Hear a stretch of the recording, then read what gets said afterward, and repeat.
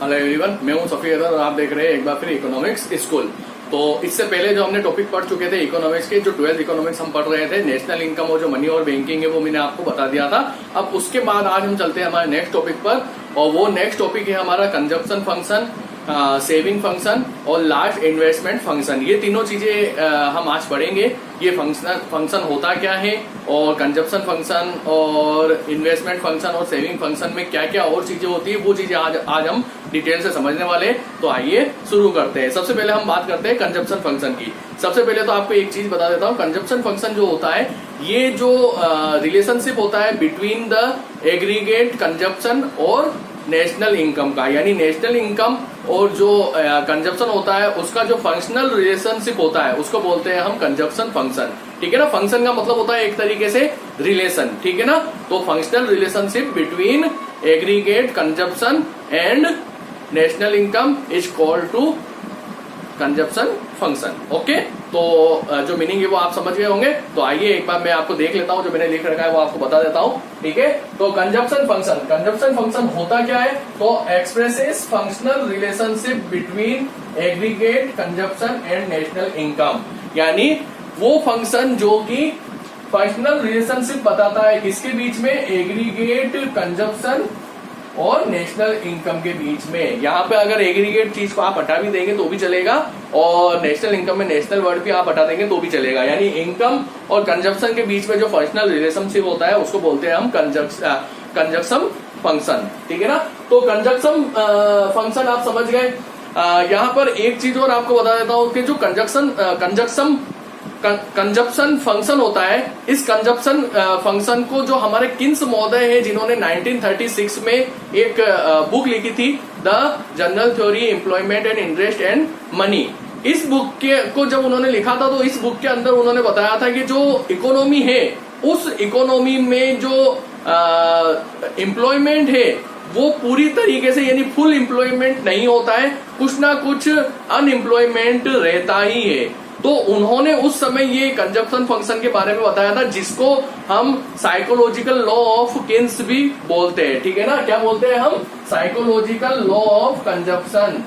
किसका, psychological law of consumption, Keynes महोदय का। ठीक है ना। उन्होंने क्या कहा, उन्होंने ये कहा कि जब आपको भी ये चीज पता ही है कि जब हमारी इनकम बढ़ती है, नॉर्मली हमारी इनकम जैसे फॉर एग्जांपल 10,000 है, 10,000 में हम जो चीजें लेके आ रहे थे, बाय कर रहे थे, मान लो हमारी इनकम इंक्रीज होकर 15,000 हो जाती है, तो 15,000 होने पर हम क्या करेंगे, अगर मान लो कोई एक गुड है या एक कमोडिटी है जो हम जिसकी हम 10 क्वांटिटी ला रहे थे, अगर हमारी इनकम बढ़ी, अब हम 10 क्वांटिटी की जगह हो सकता है उसकी 12 क्वांटिटी लिया है, यानी क्या हुआ, इनकम इंक्रीज हुई तो हमारा जो कंजप्शन है वो भी इंक्रीज हुआ। ठीक है। लेकिन यहाँ पर किन्स महोदय ने एक यहाँ पे कंडीशन लगाई कि इनकम इंक्रीज होगी तो कंजप्शन इंक्रीज होगा, लेकिन इनकम के मुकाबले कम होगा। ओके, तो यही चीज मैंने यहाँ लिख रखी है, as income increases consumption expenditure also increases. यही चीज मैंने अभी बोली, as income increases consumption expenditure also increases, but increase in consumption is smaller than the increase in income, यानी जो कंजप्शन में जो इंक्रीज होगा वो इनकम के इंक्रीज से कम होगा। बस यही चीज कहलाती है कंजप्शन फंक्शन। ठीक है। इसको किन्स का साइकोलॉजिकल लॉ ऑफ कंजप्शन भी कहा जाता है, यानी आधारभूत मनोवैज्ञानिक का नियम ये भी बोला जाता है। ठीक है। तो उपभोग फलन कंजप्शन फंक्शन क्या होता है, इनकम बढ़ती है, कंजप्शन बढ़ता है, इंक्रीज होता है, लेकिन जो इनकम इंक्रीज होती है उससे स्मॉलर इंक्रीज होता है क्या, कंजप्शन। तो ये चीज अब आप आसानी से समझ गए होंगे। ठीक है। तो यहाँ पर सीधी सी बात है, हमें एक चीज तो यहाँ पता चल गई है कि जो कंजप्शन है वो रिलेट किससे होता है, इनकम से होता है। ठीक है ना। तो यहाँ अगर इसको हम फॉर्मूले के रूप में लिखे या सिंबॉलिक तरीके से लिखे तो यहाँ मैंने लिख रखा है जैसे C बराबर F और कोष्ठक के अंदर YD। इसका मतलब ये होता है, C का मतलब होता है कंजप्शन, F का मतलब होता है फंक्शन, किसका फंक्शन, YD। YD का मतलब है यहाँ पर डिस्पोजेबल इनकम। क्या चीज, डिस्पोजेबल इनकम। डिस्पोजेबल इनकम क्या होती है, ये चीज मैं आपको नेशनल इनकम वाले चैप्टर में बता चुका हूं। डिस्पोजेबल इनकम का मतलब होता है कि जो खर्च करने योग्य होती है, जिसको हम खर्च करते हैं टैक्स वगैरह सब देने के बाद, वो कहलाती है हमारी डिस्पोजेबल इनकम। ठीक है ना। तो यहां पर आप चाहे तो डिस्पोजेबल लिख सकते हैं, नहीं चाहे तो नहीं भी लिख सकते हो, आप केवल C बराबर FY भी कर सकते हो। यानी ये क्या बता रहा है कि जो कंजप्शन है वो फंक्शन है किसका, Y का। अब यहां पर एक चीज और देख लीजिए, Y जो है वो इंडिपेंडेंट है और जो C है यानी कंजप्शन जो है वो डिपेंडेंट है। किस पर डिपेंडेंट है कंजप्शन, इनकम पर। इनकम अगर होगी ही नहीं तो कंजप्शन होगा क्या, नहीं होगा। इनकम बढ़ेगी तो कंजप्शन बढ़ेगा, इनकम कम होगी तो कंजप्शन कम हो जाएगा। ठीक है ना। तो C जो है वो डिपेंडेंट है और Y जो है वो इंडिपेंडेंट है। ठीक है। इसको अगर हम ये माने कि जो उपभोग फलन जो हमारा कंजप्शन फंक्शन है एक सरल रेखा हो या फिर एक सिंपल लाइन हो, सिंपल लाइन के रूप में हो, तो फिर हमारा जो ये जो फॉर्मूला है ये इस प्रकार से बन जाता है C बराबर A प्लस BYD। अब यहाँ पर देखिए C क्या है ये मैं आपको बता चुका हूँ, YD क्या है वो भी बता चुका हूँ। यहाँ B क्या होता है, B का मतलब होता है MPC। क्या होता है, MPC यानी marginal propensity of to consume. Marginal propensity to consume यानी जो खर्च करते हैं ना हम नेशनल इनकम में से या इनकम में से, वो कितनी है, उसकी प्रवृत्ति कैसी है, तो वो कहलाती है हमारी बी। इसको हम बोलते हैं, क्या बोलते हैं, इसको हम उपभोग रेखा का ढाल भी बोलते हैं। जो इसका जो स्लोप होता है वो स्लोप जो है वो बी के अकॉर्डिंग ही होता है, इसलिए बी को इसका स्लोप भी बोलते हैं किसका, कंजप्शन लाइन का। अब कंजप्शन लाइन कैसी होती है वो अभी मैं आपको बताने वाला हूं। ठीक है। तो यहां तक सारी चीजें आपकी क्लियर। एक चीज और है स्मॉल ए, ये स्मॉल ए बताता है ऑटोनोमस कंजप्शन को। किसको बताता है, ऑटोनोमस कंजप्शन को। ऑटोनोमस कंजप्शन का मतलब ये होता है जिसको हम स्वायत्त उपभोग बोलते हैं। ऑटोनोमस जो कंजप्शन होता है ऑटोनोमस, वो जो है वो इनकम से इंडिपेंडेंट होता है, इनकम का कोई भी इफेक्ट नहीं पड़ता है ऑटोनोमस कंजप्शन पे। जबकि जो नॉर्मल कंजप्शन होता है वो इनकम से रिलेटेड होता है, लेकिन ऑटोनोमस कंजप्शन इनकम से रिलेटेड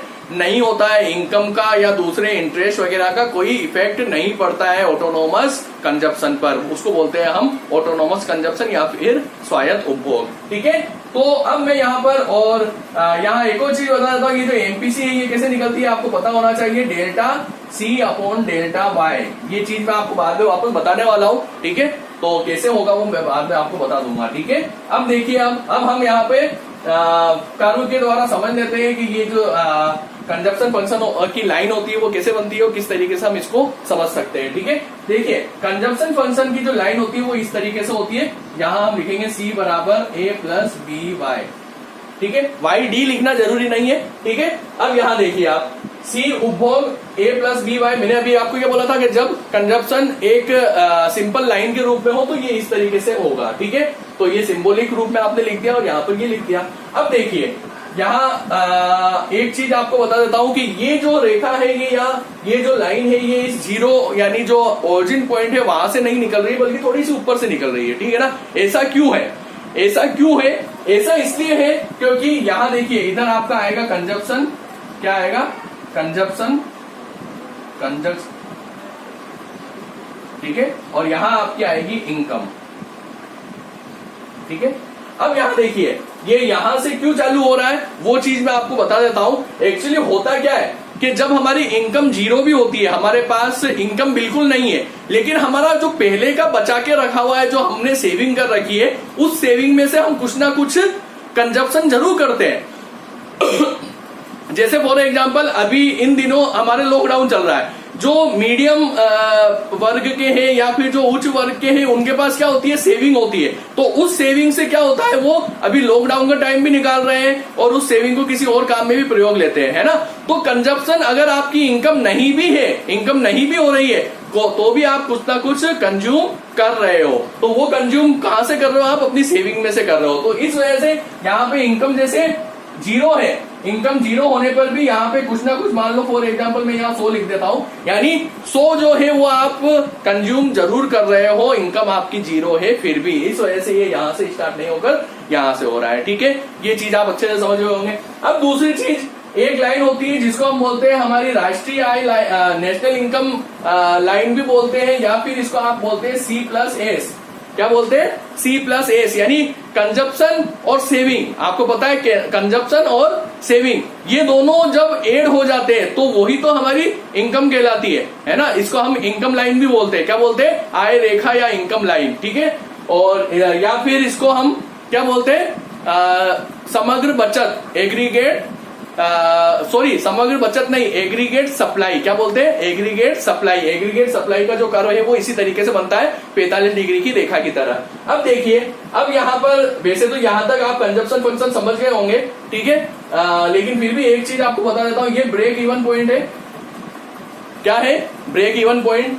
यहां पर क्या है, कंजप्शन जो है वो बराबर है किसके, किसके, जो इनकम लाइन है उसके। यानी जितनी भी इनकम है वो सारी क्या हो रही है, कंजप्शन में यूज आ रही है, ना कोई सेविंग है और ना कोई अदर थिंग है, ठीक है ना। लेकिन इससे ऊपर जब हम बढ़ते हैं तो यहां पर क्या है, हमारी सप्लाई ज्यादा है कंजप्शन लाइन से। तो सप्लाई ज्यादा है, इसका मतलब हम यहाँ पर क्या कर रहे हैं, कंजप्शन कम कर रहे हैं और हमारी सेविंग भी यहाँ पर हो रही है ना। कंजप्शन नीचे है और सेविंग ऊपर है, यानी हम इतनी सेविंग कर रहे हैं। और इससे पहले देखें तो यहाँ पे हमारा कंजप्शन ज्यादा है और ये कम है। इसका मतलब हम आय कम होते हुए भी, इनकम कम होते हुए भी हम कंजप्शन ज्यादा कर रहे हैं, जो हमारी पहले की सेविंग है उसमें से। ये चीज आप आसानी से समझ गए, ठीक है। अब मैं यहाँ पे ये जो C प्लस एस वाली जो ब्रेक इवन पॉइंट है वो मैं यहाँ से मिटा रहा हूँ, ठीक है ना। अब यहाँ पे हम जो हमारा कंजप्शन फंक्शन है उसको हम आसानी से समझ जाते हैं।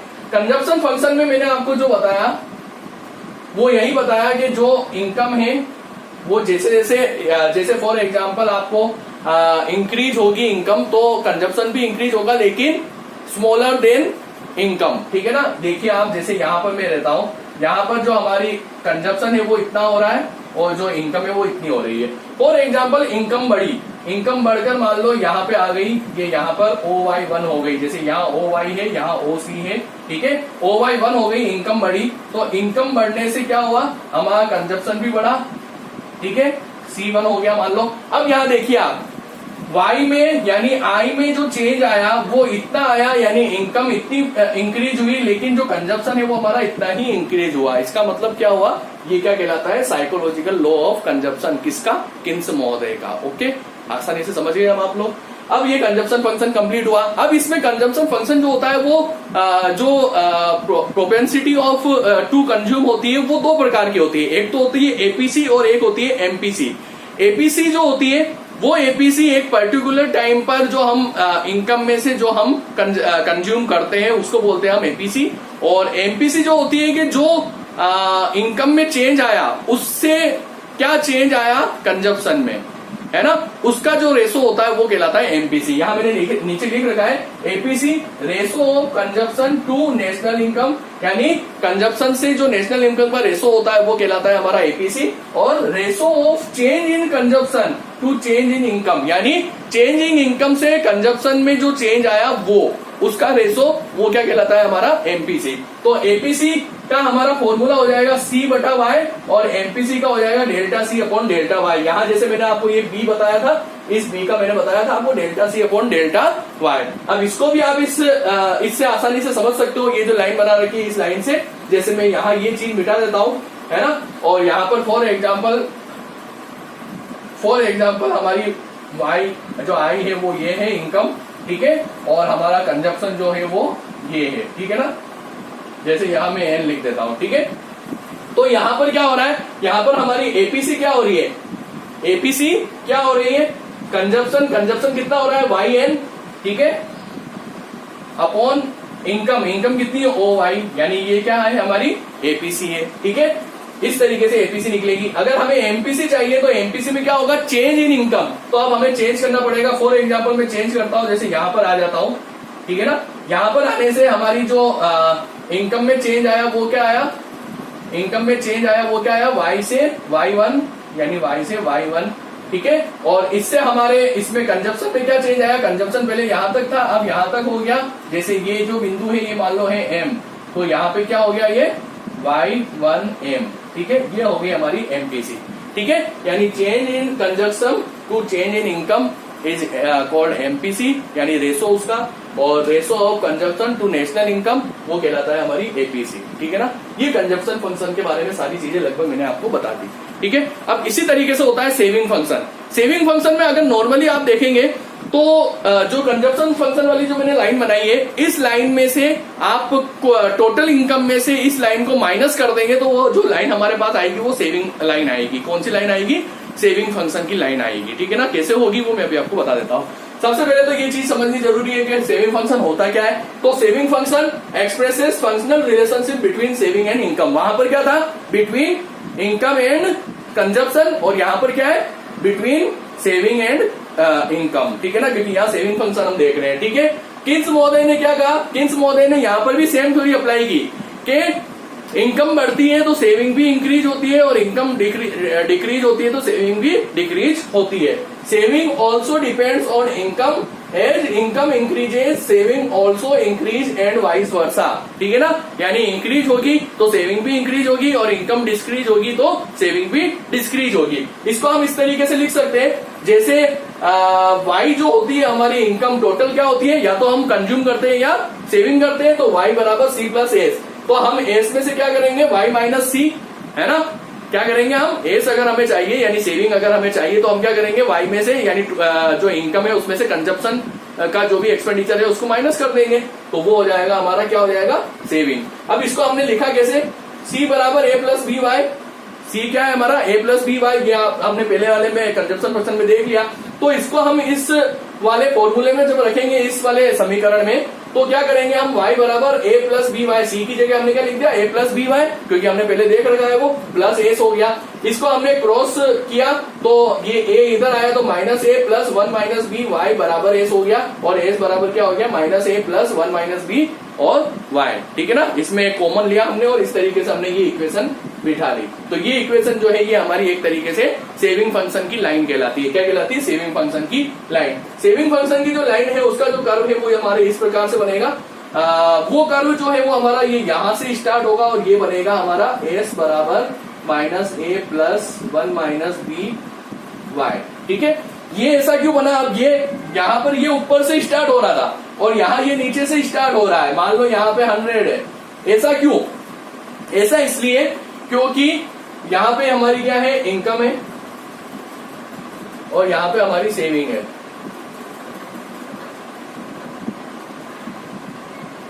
ठीक है। यानी यहाँ पर हम सेविंग जो है हमारी वो नीचे से स्टार्ट होती है, क्योंकि हमारी जब इनकम कुछ नहीं है, इनकम जब हमारी कुछ नहीं है तब भी हमारे पास कुछ ना कुछ सेविंग है। उसी सेविंग से हम कंजप्शन जो है वो कर रहे थे पहले वाले में हमने देखा। तो इस वजह से ये यहाँ से स्टार्ट होगा, ठीक है। और क्या हो रहा है यहाँ पर? जैसे इनकम इतनी है और सेविंग इतनी है, जब इनकम बढ़ी तो सेविंग भी क्या हो गई? बढ़ गई। तो क्या हो रहा है? इनकम बढ़ने पे सेविंग भी बढ़ रही है। इसी तरीके से अगर हम यहाँ से लें तो इनकम कम होने पर सेविंग भी कम हो रही है, ठीक है ना। तो ये कहलाता है हमारा सेविंग फंक्शन, ठीक है। सेविंग फंक्शन में जो दूसरी चीज है वो बता देता हूं। जैसे वहां पर एवरेज प्रोपेशनिटी टू कंज्यूम और मार्जिनल प्रोपेशनिटी टू कंज्यूम होती है, वैसे यहाँ पर एवरेज प्रोपेशनिटी टू सेविंग और मार्जिनल प्रोपेशनिटी टू सेविंग, ठीक है ना। तो ये चीज होती है, सेम चीज होती है, बस वहां पर हमने जहां कंजप्शन लिखा है ना वहां सेविंग हो जाएगा, ठीक है ना। Ratio of total saving to total income यानी एस बटा वाई, ये हो जाएगा हमारा एपीएस। और ratio to the change in saving to a change in income, change in saving, वहां पे केवल सेविंग और इनकम में यहाँ चेंज है तो वो हो जाएगा हमारा delta S upon delta Y, वो हो जाएगा हमारा एमपीएस, ठीक है ना। अब यहाँ पर एक चीज और बता देता हूँ, एमपीएस और एपीसी, एपीएस भी आप समझ गए, एमपीसी और एपीसी भी आप समझ गए, ठीक है। लेकिन एक चीज और, इसमें जो रिलेशन होता है वो भी मैं आपको बता देता हूँ। यहाँ पर ये आपने उतार लिया होगा, स्क्रीनशॉट लेना हो तो ले लीजिए आप, ठीक है। ओके, अब बढ़ता हूं मैं आगे। जो एपीसी और जो एपीएस होती है और जो एमपीसी और एमपीएस होता है, इसमें कुछ रिलेशन होता है वो मैं आपको बता देता हूं। देखिए y बराबर सी प्लस एस होता है, ठीक है।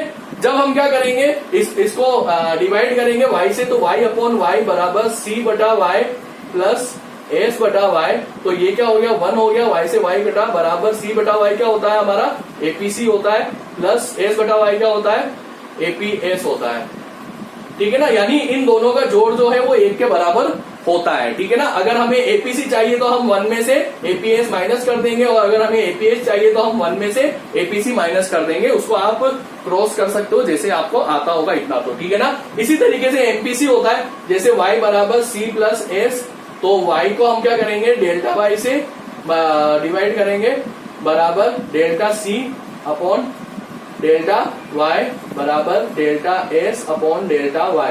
यहाँ क्या हो गया, यहाँ 1 आया, बराबर ये क्या हो गया हमारा एमपीसी हो गया, प्लस सॉरी यहाँ प्लस होगा, प्लस ये क्या होगा हमारा एपीसी, ठीक है, सॉरी एमपीएस, ठीक है। तो एमपीसी और एमपीएस भी जो है वो एक का जोड़ होता है, एक का योग होता है। तो ये चीज भी आप आसानी से समझ गए। जब हमें एमपीसी चाहिए, एमपीएस दे रखा हो, तो हम 1 में से एमपीएस माइनस कर देंगे, और अगर हमें एमपीएस चाहिए तो 1 में से एमपीसी माइनस कर देंगे। तो ये रिलेशन होता है कुछ इसके बीच में, ठीक है। अब चलते हैं हम इन्वेस्टमेंट फंक्शन पर।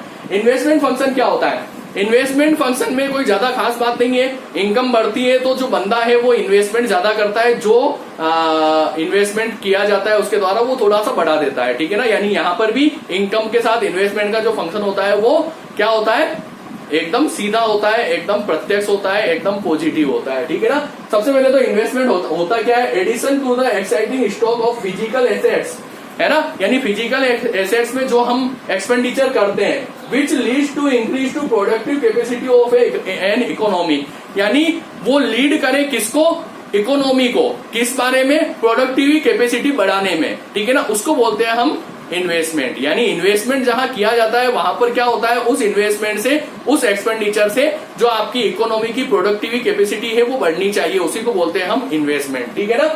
अब यहाँ इन्वेस्टमेंट 3-4 प्रकार के मैंने लिख रखा है। ये पहला इन्वेस्टमेंट, ये दूसरा, ये तीसरा और ये फोर्थ, ठीक है ना। ये चारों इन्वेस्टमेंट अगर आप समझ गए तो आप इन्वेस्टमेंट फंक्शन को अच्छे से समझ जाएंगे। सबसे पहले है इंडस्ट्री इन्वेस्टमेंट, इंड्यूस्ड इन्वेस्टमेंट। ये क्या होता है, इंड्यूस्ड इन्वेस्टमेंट को प्रेरित निवेश बोलते हैं। यानी ये प्रॉफिट के लिए किया जाता है। किसके लिए किया जाता है, इसका ऑब्जेक्टिव होता है प्रॉफिट, ठीक है ना। तो it is made with the objective of earning profit. क्या, अर्निंग प्रॉफिट, यानी इनकम बढ़ेगी तो ये इन्वेस्टमेंट भी बढ़ाएगा, इनकम बढ़ेगी, इंक्रीज होगी तो ये इन्वेस्टमेंट को भी इंक्रीज करेगा, ठीक है ना। उसको बोलते हैं हम इंड्यूस्ड इन्वेस्टमेंट। क्यों, क्योंकि ये प्रॉफिट, इसका जो ऑब्जेक्टिव होता है वही ये होता है प्रॉफिट कमाना, यानी मेड विद द प्रॉफिट, ठीक है ना, अर्निंग प्रॉफिट, ठीक है। एक चीज और बता देता हूं, ये जो इंड्यूस्ड इन्वेस्टमेंट है ये एमईसी यानी मार्जिनल इफिशियंसी ऑफ कैपिटल, यानी पूंजी की सीमांत कार्यकुशलता, उस पर डिपेंड करता है, और एक जो इंटरेस्ट रेट होती है उस पर डिपेंड करता है। इंटरेस्ट रेट को अभी हम यहाँ ज्यादा नहीं देखेंगे, लेकिन एमईसी देखेंगे, marginal efficiency of capital. MEC जो होती है वो क्या होती है, expected rate of return of new investment. जब हम कोई न्यू इन्वेस्टमेंट करते हैं तो उसके लिए जो हम एक्सपेक्ट करते हैं कि उससे हमें क्या रिटर्न मिलेगा, वो कहलाती है एमईसी, ठीक है ना। और ये जो एमईसी होती है ना, ये एमईसी जो होती है ये एक तरीके से जो हमारा इन्वेस्टमेंट और एमईसी होता है, इसमें जो रिलेशन है वो वाइस वर्सा होता है। यानी वाइस वर्सा किस तरीके से, ये इस तरीके से, ठीक है ना। यहाँ पे जैसे ये इन्वेस्टमेंट है, ठीक है, और ये यहाँ पर है एमईसी, ठीक है ना। तो सॉरी, इन्वेस्टमेंट आप बढ़ाएंगे तो एमईसी कम होगी, ठीक है। ये देखिए, ये इन्वेस्टमेंट हम बढ़ा रहे हैं तो एमईसी क्या हो रही है, कम हो रही है। ऐसा क्यों होता है, ऐसा इसलिए होता है क्योंकि जब हम किसी भी प्रोडक्शन में हम इन्वेस्टमेंट एक्सपेंडिचर करते हैं, इन्वेस्टमेंट बढ़ाते हैं, तो उसकी जो क्वांटिटी है वो बढ़ती है, क्वांटिटी बढ़ती है तो प्राइस कम हो जाती है, और प्राइस कम होती है तो फिर क्या होती है, एमईसी भी कम हो जाती है, ठीक है ना। तो इस वजह से इन दोनों में रिवर्स रिलेशन रहता है। उसके बाद आता है ऑटोनोमस इन्वेस्टमेंट। ये मैं आपको बता चुका हूं, ये इंडिपेंडेंट होता है, इस पर इनकम का कोई इफेक्ट नहीं पड़ता है। It is independent of national income, income in elastic, यानी इसमें जो इनकम ये जो होता है ऑटोनोमस इन्वेस्टमेंट, ये इनकम इन इलास्टिक होता है, यानी इसका कोई प्रभाव नहीं पड़ता है। मैं यहाँ पे आपको बता देता हूँ, जैसे ये जो आपका इंक्लूड इंडस्ट्री इन्वेस्टमेंट है, इसका वक्र तो आपका बनेगा ये इस प्रकार से बढ़ता हुआ, ठीक है ना। आप यहां से भी ले सकते हो, आप यहां से भी ले सकते हो, ठीक है ना। बढ़ता हुआ क्यों, जैसे जैसे इनकम बढ़ेगी वैसे वैसे इन्वेस्टमेंट भी बढ़ेगा, ठीक है ना। लेकिन ये जो ऑटोनोमस होता है, ये जो है इनकम के सभी लेवल पर जो है वो बराबर रहता है। जैसे y पे भी इतना ही, y1 पे भी इतना ही, ये इधर इन्वेस्टमेंट, ये इनकम, ठीक है।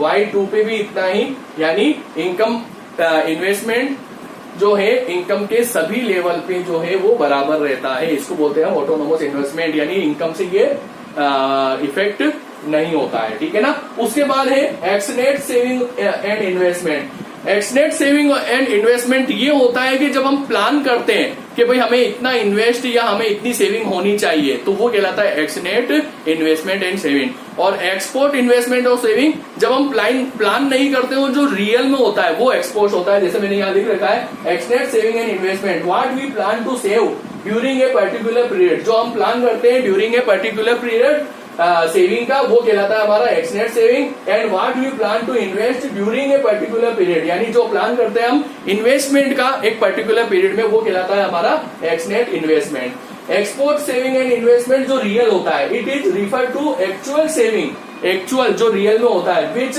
इज लेफ्ट आफ्टर एक्सपेंडिचर, जो एक्सपेंडिचर करने के बाद बचता है, वो कहलाता है हमारा ex post saving. And ex post investment implies the actual investment made in an economy during a particular time of period, यानी जो रियल में इन्वेस्टमेंट होता है वो एक्सपोस्ट, रियल में सेविंग होती है वो एक्सपोस्ट, और जो प्लान करते हैं हम वो एक्सनेट सेविंग, और जो प्लान करते हैं हम इन्वेस्टमेंट वो एक्सनेट इन्वेस्टमेंट। ओके, तो यहां पर अब ये इन्वेस्टमेंट फंक्शन, सेविंग फंक्शन और कंजप्शन फंक्शन मेरे ख्याल से आप अच्छे से समझ गए होंगे। कहीं पर अगर आपको समझ में दिक्कत आए तो कमेंट बॉक्स पे व्हाट्सएप नंबर मेरे डिस्क्रिप्शन में दे रखे हैं, आप वहां से देखिए, और कोई भी दिक्कत हो तो मुझे मैसेज कीजिए। आज के लिए इतना ही, धन्यवाद।